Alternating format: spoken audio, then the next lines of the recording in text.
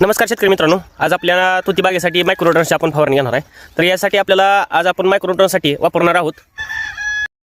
आपण 200 लिटर पाण्यासाठी 2 लिटर पोषण प्लस सिलिक झोल वापरणार आहे. यात सिलिकॉन बेस आहे. यानंतर हे रेमेडी आहे, वनिता कंपनीचं रेमेडी. तर याच्यामध्ये कंटेंट असे आहेत, फेरस आहे 2.5%, मॅग्नेशियम 1%, झिंक 3%, कॉपर 1%, अशा प्रकारचे हे कंटेंट आहेत. तर याचा जो रिझल्ट आहे तो रिझल्ट तुम्हाला दाखवतो. तर शेतकरी मित्रांनो, पाठीमागच्या बॅचला आपण ह्या पाल्यावरती हा स्प्रे घेतला होता.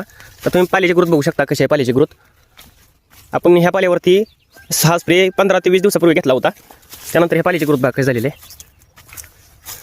आणि आता ह्या पाल्यावरती आपली 430 DAPLची जी बॅच आहे ते आपण चालू करणार आहे. उद्याला 15 तारखेला आपल्या ह्या पाल्यावरती बॅच येणार आहे.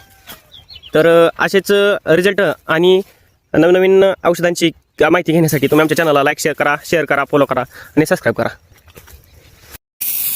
शेतकरी मित्रांनो, अशा पद्धतीनं आपलं तुती बागेला स्प्रे करायचं काम चालू आहे. तर नेहमी स्प्रे घेताना काळजी घ्यायची आहे की सकाळी किंवा संध्याकाळी ज्यावेळेस टेम्परेचर नसेल त्यावेळेसच स्प्रे घ्यायचा आहे, जेणेकरून आपल्याला औषधांचा प्रॉपर रिझल्ट आला पाहिजे. ओके, कसा आहे पाला आणि जी पालीची ग्रोथ आहे ती अगदी व्यवस्थित सुधारते.